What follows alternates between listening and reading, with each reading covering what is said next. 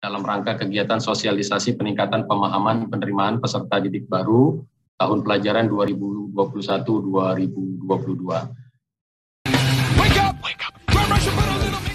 Atau sosialisasi penerimaan peserta didik baru tahun pelajaran 2021-2022. Mohon maaf lahir batin, sebagai pertemuan yang pertama, kita sampaikan kepada seluruh teman-teman operator, baik itu di wilayah SD Jakarta Timur maupun di wilayah Kepulauan Seribu.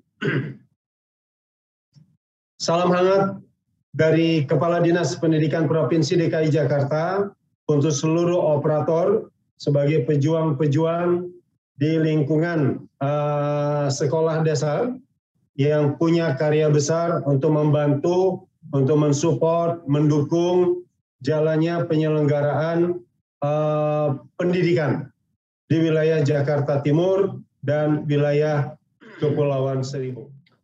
Teman-teman,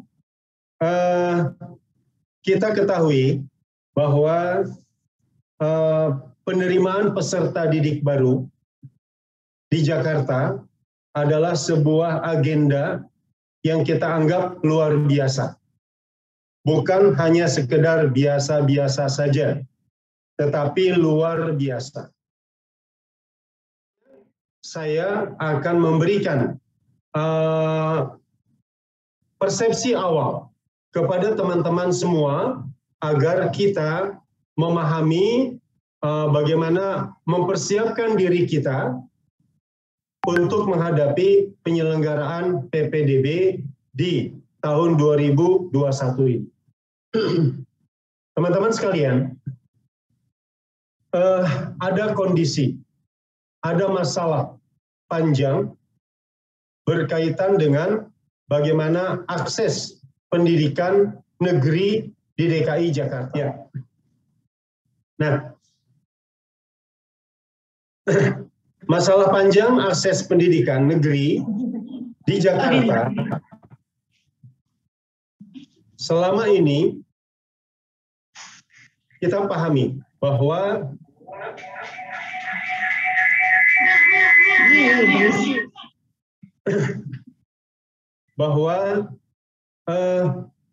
sebelum PPDB 2020,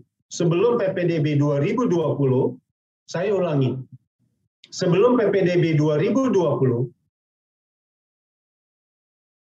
prestasi akademik ini menjadi kriteria yang dominan. Bahkan ini menjadi kriteria satu-satunya sehingga masyarakat berkompetisi untuk bisa mengakses ke sekolah negeri. Dan teman-teman perlu pahami, kondisi yang terjadi sebelum PPDB 2020, sekolah negeri itu didominasi. Didominasi itu berarti paling banyak, mayoritas, oleh para siswa atau peserta didik yang memiliki capaian nilai akademik yang tinggi.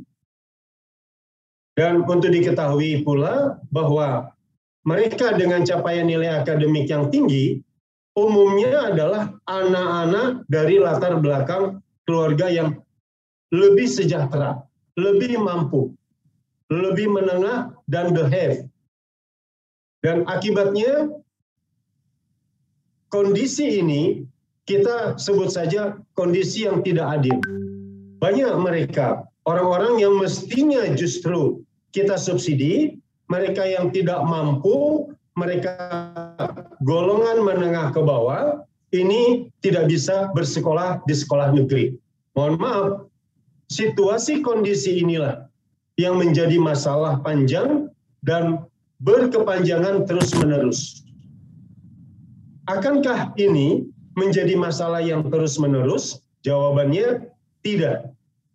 Itu sebabnya di tahun 2020 PPDB DKI Jakarta merombak semua kebijakan.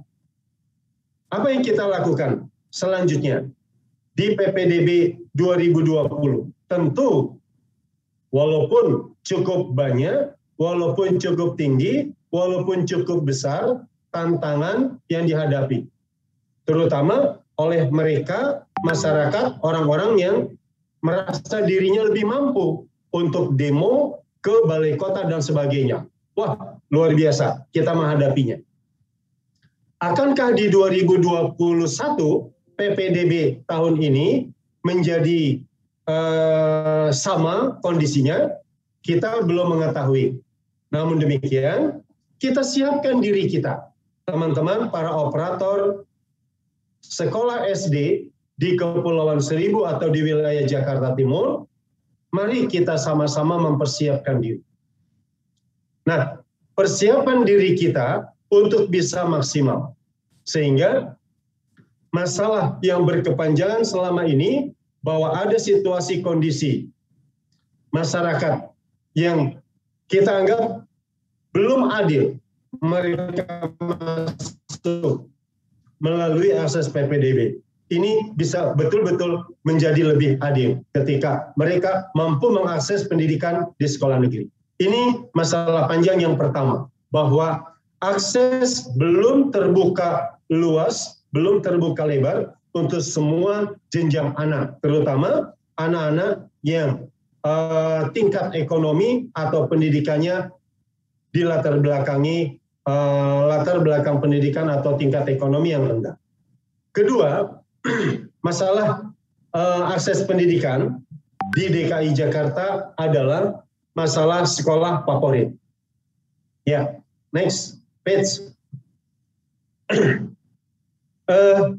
Kita ketahui fenomena sekolah negeri yang favorit di DKI Jakarta ini tidak sesuai dengan prinsip keadilan. Terus terang, kita melihat ada ketimpangan. Ketimpangan ini dipersepsikan selama ini oleh masyarakat. Sekolah A unggul, sekolah B favorit, sekolah C ini di bawah unggul, di bawah favorit. Kita melihat mereka orang-orang yang tingkat ekonominya mampu, lalu mereka mengakses pendidikan di bimbel, les ini, les itu, lalu mereka punya fasilitas luar biasa, dan mereka bisa masuk, dan akhirnya sekolah itu dipersepsikan sebagai sekolah unggul, favorit, karena hanya dari sekolah tertentu saja. Satu contoh, SMA Negeri 8 Jakarta. Itu sangat dominan dari SMP 115 yang dianggap tingkat akademiknya tinggi ketika itu. Dan SMA swasta tertentu yang dianggap favorit serta unggul saja yang bisa masuk ke SMA 8. Nah, mari kita coba hindari persepsi sekolah negeri yang favorit. Oleh karena itu, kita berharap di tahun ini problem panjang akses pendidikan mengenai akses masuk ke PPDB sekolah negeri, lalu persepsi tentang sekolah favorit itu dapat kita hindari. Dengan kata lain, sekolah favorit di Jakarta itu bukan hanya sekolah tertentu saja. Kita ingin sekolah favorit di Jakarta itu seluruh dan semuanya menjadi sekolah favorit. Itu harapan kita. Teman-teman, di sini tergambar bagaimana kemudian PPDB di 2020 itu menjadi heterogen, menjadi dinamis. Heterogen, dinamis, dengan kata lain, dari latar belakang pendidikan, dengan ekonomi yang rendah, atau pendidikan yang variatif, itu masih bisa masuk ke sekolah-sekolah tertentu yang selama ini dipersepsikan sekolah favorit. Itu teman-teman. Nah, apa sih dan bagaimana sih sesungguhnya yang kita inginkan? Ya, next. Teman-teman, ada tujuan jangka panjang dari PPDB di tahun 2020-2021. Ya, next page.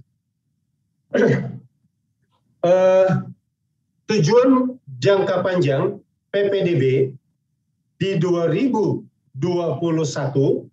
tujuannya adalah bagaimana membentuk kesetaraan kesempatan. Membentuk kesetaraan kesempatan untuk semua warga DKI dari berbagai macam latar belakang ini bisa memperoleh pendidikan berkualitas di DKI Jakarta.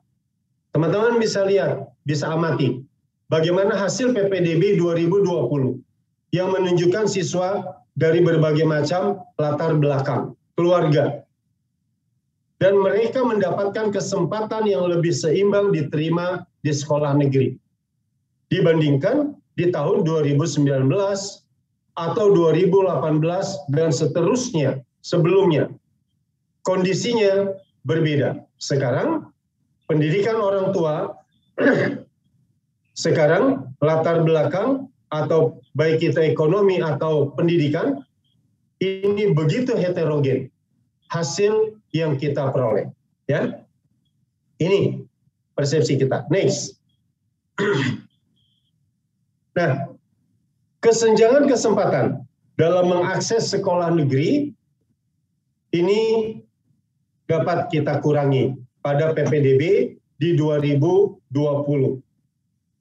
Kemudian sekolah pun akhirnya bisa lebih heterogen. Ada dinamika kemampuan akademik dan latar belakang pendidikan atau ekonomi.